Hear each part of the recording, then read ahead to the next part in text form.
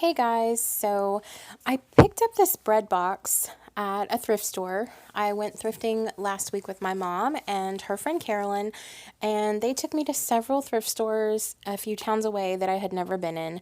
I was so excited to find this bread box for $5.74. I knew that I didn't really care for the color. The front of it was like the wood tone, and the sides were actually, I guess, kind of like a cream or an off-white color. Maybe they used to be white and they were just a little dingy, but I knew that I could make this over to be exactly what I wanted in my kitchen. I had actually watched a video a couple weeks ago on a channel called Amber the Happy Homemaker, and I'll link her channel and the video below. She had bought an bread box very similar to this on Amazon, and I think it was around $25. I just honestly didn't want to spend that much on a bread box. I know that there are much more expensive ones, but I just didn't want to put that kind of money into it, but I wanted something very similar. So I was super stoked when I found this one, and I brought it home and started looking at paint that I had. I am actually just using apple barrel acrylic paint. And it doesn't look really good in this lighting while it's still wet, but the way it dried, it actually turned out pretty nice. So what I'm going to do is I'm just giving it 2 coats all over.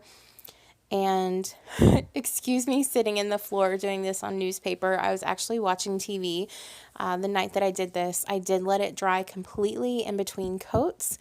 And then I just went to a Word document on my computer and printed out the word bread.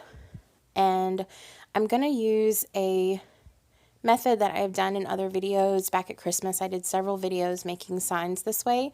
You just print it out, take a pencil, and on the back, or if you're doing this over like a darker paint, you can actually use chalk and it works the same way. Then you trace the letters.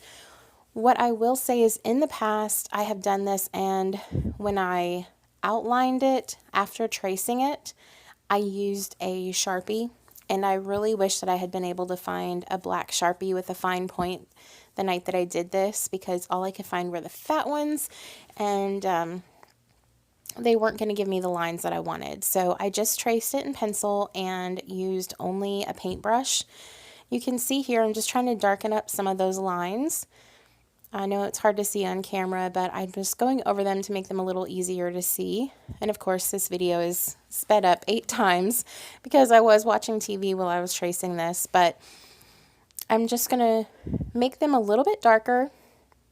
I try to keep that piece of paper with the original print close by in case something didn't trace well, just so I can kind of look at it and know the general shape that I'm looking for.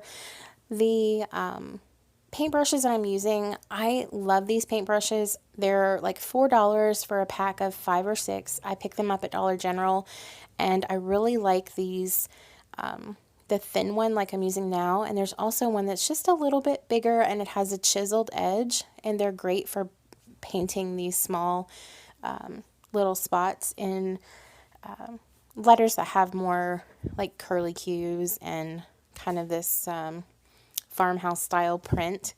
I will also link the name of the font that I used. I found it on defont.com, and I will link that below. So what I'm doing now is just tracing those lines, filling everything in, and like I said, that's a fairly small flat paintbrush. That's the kind of brush that I like to use when doing these type of lettering. I do have a Cricut, but I actually did not have any black vinyl. I know that you can also pick up a couple different styles of letters, just vinyl letters in like the school supply aisle at Dollar Tree. I actually picked some up the other day, and I have a project in a video coming out in a day or two that will show me using those letters just to redo something really simple in my pantry. So I think they're called poster letters or something like that, but they're used for like school projects. So you don't have to have a printer or a vinyl cutting machine to do something like this.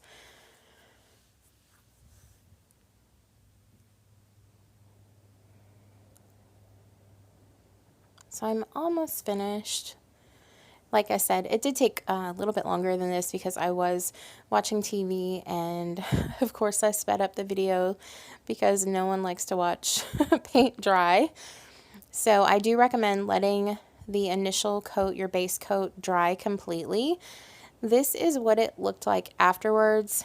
My lines would have been a little bit crisper, I think, had I used a Sharpie initially to outline those letters, but that's the apple barrel paint that I did for the base. And then it's called Handmade Modern in the color Coal, and that's what I used for the black lettering. Thank you guys so much for watching. Don't forget to like, share, comment, and subscribe.